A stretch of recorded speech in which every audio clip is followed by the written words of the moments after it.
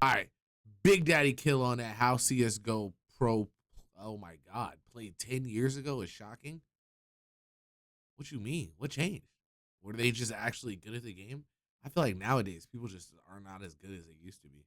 Like people, I feel like back in the day, like grinding was just on a whole nother level. I compared the first ever Counter-Strike Global Offensive major tournament to the last ever major tournament 10 years later. If you took a top Counter-Strike team and sent them back in time a decade, how would they compare to the best teams of 2013? What I found was very interesting. Here's what happened. Greetings, the War Owl greets you. We're going to be looking at the grand final. Put the votes in the chat, man. It got to be back in the day. Let me know what y'all think. I'm thinking that the team from back in the day would put, I'm talking about straight balls, okay, in the new team's cheeks. That's all I'm saying. I'm leaving the balls hanging out every angle. Like, it's gonna be crazy.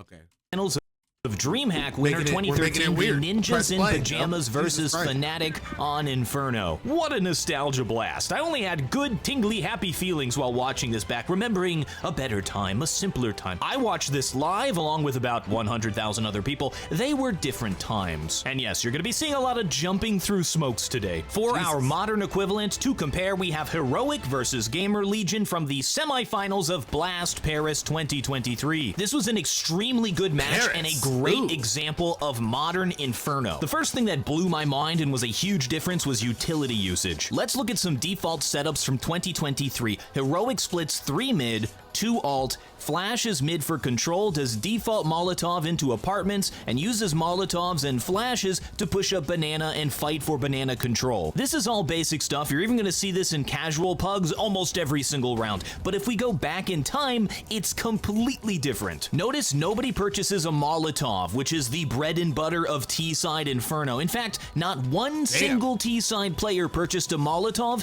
the entire match. Keep in mind that this is from the grand finals of a major tournament. These are the best players in the world, and the T-side Molotov price has already been reduced to $400 in an update in August 2013, well before this tournament. I think this is simply old-fashioned thinking. Molotovs were new in Global Offensive, and players weren't used to them. They were already used to using frag grenades instead from CS 1.6 and CS Source. The only consistent T-side utility thrown was this top mid smoke. This smoke was thrown every single round. In fact, it was thrown late game when T's took control of brackets. They'd smoke up top mid, they'd flash, and then they'd push through their own smoke, which is just absolutely insane compared to how Counter-Strike is played today. First of all, I don't see teams smoke top mid as T. They fight for control of mid. They can count the cross, and they can force the CTs to smoke it themselves. Fast forward to today, that smoke was never thrown, and brackets was only pushed if they had intel that the enemy had rotated off. On round 15, we get a Molotov porch. This was standard. It forces a player out of that corner, which is really dangerous,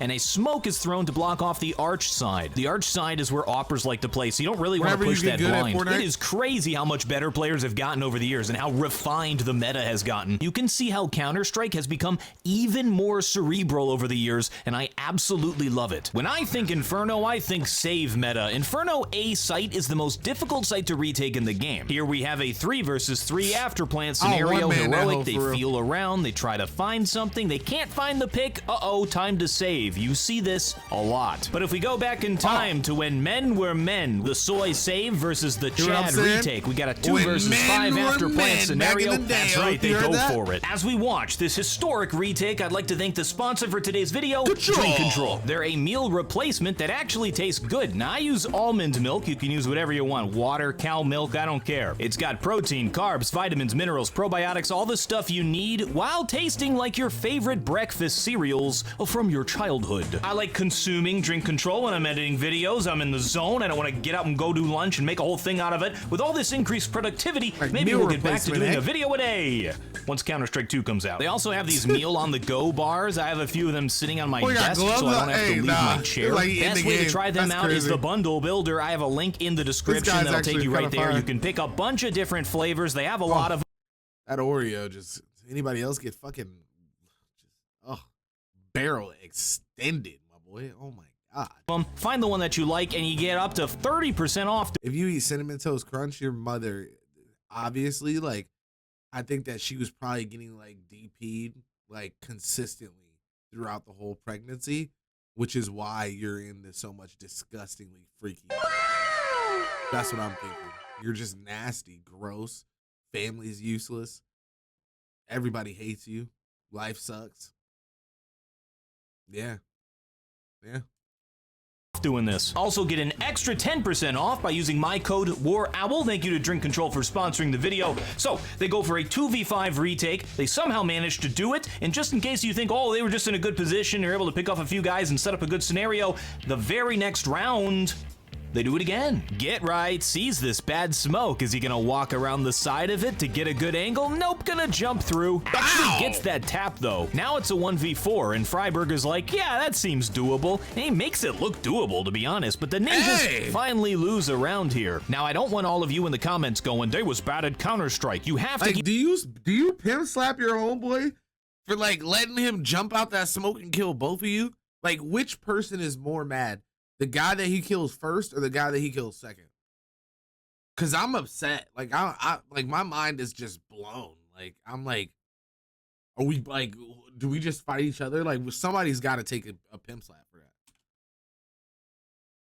Oh, I muted it. Completely different back then. The shooting was different. The economy was completely different. The pistols were insanely different. Even the map was different. And all the metas we take for granted today hadn't been developed yet. We're standing on the shoulders of giants. These are those giants. On this round, Heroic goes, okay, we get this much money next round. Let's make sure that we can buy and spend the extra money on pistols. And Util maybe make something happen. That's like the one thing I don't understand about these games. I don't get the buy stuff. Like, I don't really understand the rounds and like buying, and I don't get that. Your steal a few guns. Back in ye olden days, they were like, nope, I'm good. I may have over 5K on a save round, but I'm not even buying a P250, gosh darn it. Save means save. So you say maybe he's saving that money in particular so that he can get an AWP next round. Nope, only one AWP was purchased the entire match by JW on the second to last half. And this was pre-nerf AWP. This version was incredibly powerful. It had the movement speed while scoped, it had the glitch where you moved at full speed while firing after crouching, and it had the 10-round mags. Back to the future, where we have a much weaker AWP, there's a lot more AWPs purchased. The best and most impactful players on teams are usually the AWPers. Seeing is believing, so if I told you before this video that only a single AWP was purchased during an entire match from the grand finals of a Counter-Strike major, would you have believed me? Hey guys, remember this kind of stuff? Safe to say the maps have gotten better as well through iterative development. Imagine if they just launched this game and just didn't touch anything. It would have been dead in less than a year.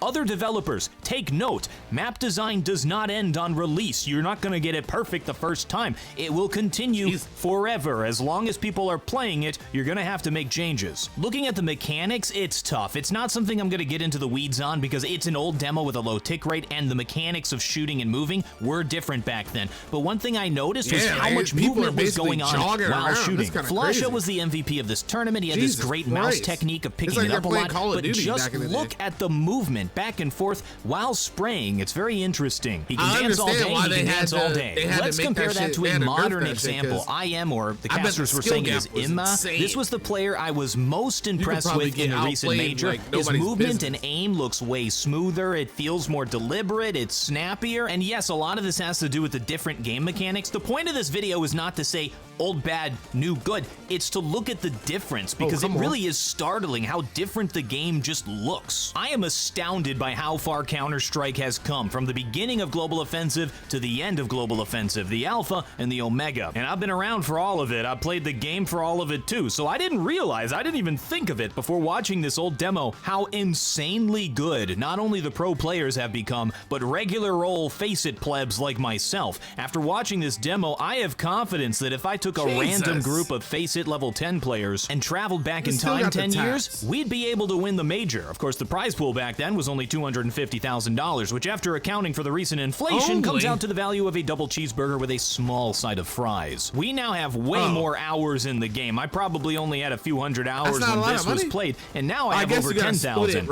And we have the cumulative experience of everyone who came before us, the trailblazers who developed the meta, who shaped the game, who figured out what to do and what not to do, and this is only going to continue with Counter-Strike 2. Get ready for a new generation of Counter-Strike players. I hope to come back to this video 10 years from now and make a new one, astounded by how much better players have gotten than Blast Paris 2023. Thank you folks very much for watching. I am the War Owl, and I still have no closer.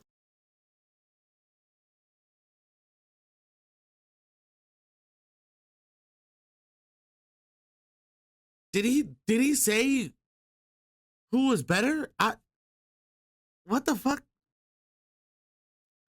Okay. I feel like I missed something. We're gonna chalk that one up to the game. You know what I'm saying? We're gonna chalk that one up to the game. Duh, baby.